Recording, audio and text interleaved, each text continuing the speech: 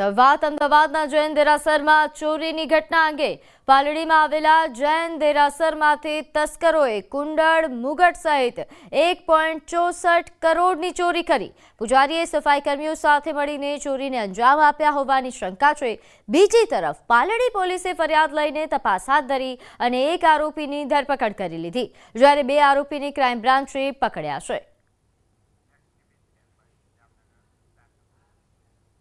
જામનગરના બ્રેસપાટના વેપારીને ઓનલાઈન કુલ રૂપિયા 1,87,44,407 રૂપિયાની છેતરપિંડી આચરનાર ગેંગના એક શખ્સને મહારાષ્ટ્રના પુણેથી પોલીસે ઝડપી પાડ્યો છે।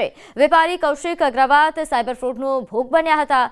ઊંચા વળતરની લાલચ આપીને અજાણ્યા શખ્સોએ કુલ રૂપિયા 1 કરોડથી વધુની છેતરપિંડી કરી હતી।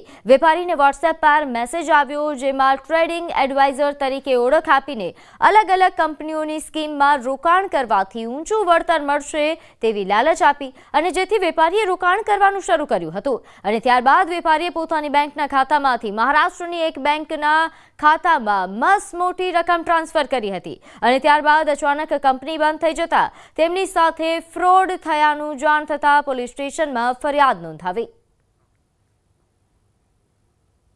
આની ટેકનિકલ તપાસ દરમિયાન જામનગર સાયબર ક્રાઇમ પોલીસ સ્ટેશનને જે એકાઉન્ટમાં પૈસા ગયેલા હતા એ બેંક ઓફ મહારાષ્ટ્રનો જે એકાઉન્ટ નંબર હતું એના જે વ્યક્તિ જેના નામનું એકાઉન્ટ હતું એ વ્યક્તિને મહારાષ્ટ્રના પુણે ખાતેથી પકડી પાડવામાં આવેલો છે અને આ જે વ્યક્તિ છે એનું નામ છે અબરાર અઝીઝ અબ્દુલ લતીફ દિવાન, જે પુણે ખાતે રહે છે અને ત્યાંથી તેને અટક કરીને લાવવામાં આવેલો છે। આયુર્વેદ અભ્યાસના આંતરરાષ્ટ્રીય સેન્ટર ITRA પોતાની 25મી વર્ષગાંઠ ઉજવી રહી છે। સાથે જામનગરમાં સ્થાપિત ITRAને 5 વર્ષ પૂર્ણ થઈ રહ્યા છે। આ અવસરે ત્રિદિવસીય આયુર્જીરિકોન 2025 કોન્ફરન્સ શરૂ થઈ, જેમાં વિશ્વભરના 500થી વધુ તબીબો નિષ્ણાતો જોડાશે। આ કોન્ફરન્સમાં વૃદ્ધાવસ્થાના આયુર્વેદ આધારિત ઉપચાર માટે માર્ગદર્શિકા અને ડિજિટલ એપ્લિકેશન તૈયાર કરવાની યોજના છે। સંસ્થાન institute of teaching and research in Ayurveda આજે એના 5મા ફાઉન્ડેશન ડે નિમિત્તે આયુર્જેરિકોન 2025 કોન્ફરન્સ કરવા જઈ રહ્યું છે। આ 3 દિવસની એક કોન્ફરન્સ છે, જેમાં બે દિવસ માટે ઇન્ટરનેશનલ કોન્ફરન્સ છે અને એને પહેલાનો દિવસ એટલે કે આજનો 14 ઓક્ટોબરનો દિવસ આજે અમે પ્રી કોન્ફરન્સ વર્કશોપ કરવા જઈ રહ્યા છીએ, જેમાં વૃદ્ધાવસ્થામાં આવતી સમસ્યાઓ, વૃદ્ધાવસ્થાની સમસ્યાઓને કેવી રીતે ડીલ કરવી અને એનાથી ઉપર કે વૃદ્ધાવસ્થાની સમસ્યાઓને આવતી કઈ રીતે રોકવી, આ સંદર્ભમાં ચર્ચા કરવામાં આવશે।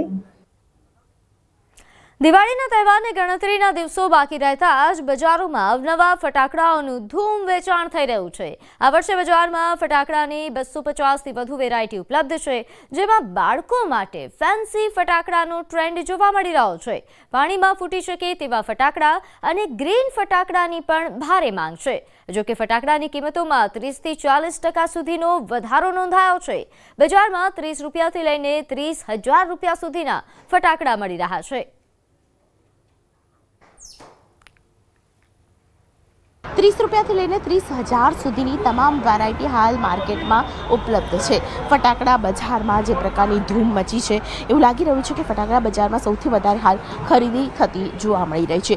મહત્વનું છે કે દિવાળીના પર્વની અંદર જ્યારે વિશેષ પ્રકારે લોકો આયોજન કરતા હોય છે, એમાં પણ જ્યારે ફટાકડાની વાત આવતી હોય ત્યારે સૌથી વધારે ખરીદી ફટાકડામાં બાળકો દ્વારા થતી હોય છે। ત્યારે વિશેષ પ્રકારના જે ફટાકડા છે તે પણ હાલ માર્કેટની અંદર ધૂમ મચાવી રહ્યા છે। એમાં પણ ગ્રીન ક્રેકર્સ છે, સાથે પાણીમાં ફૂટી શકે તેવા પ્રકારના પણ ફટાકડા છે તે હાલ માર્કેટમાં ધૂમ મચાવી રહ્યા છે। જે વેપારી છે તેમની સાથે પણ વાતચીત કરવાનો પ્રયત્ન કરશું, કારણ કે જે પ્રકારના ફટાકડા છે હાલ માર્કેટમાં જોવા મળી રહ્યા છે એમાં પણ ગ્રીન ફટાકડા એટલે કે પોલ્યુશન ન કરે, પ્રદૂષણ ન કરે તેવા પ્રકારના ફટાકડા છે તે જોવા મળી રહ્યા છે। મારી સાથે વેપારી છે આશીષભાઈ, તેમની સાથે વાત કરીશું। આશીષભાઈ, પાણીમાં પણ ફૂટી શકે તેવા પ્રકારના ફટાકડા હાલ માર્કેટમાં પહેલી વાર આવી રહ્યા છે, શું કહેશો આ વિશે?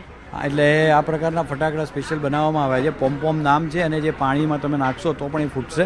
અચ્છા, હાજી। અને એ સિવાય બીજી કોઈ વેરાયટી? સિવાય વેરાયટી જે આ કોસ્મિક ફોર્સ આવેલું છે,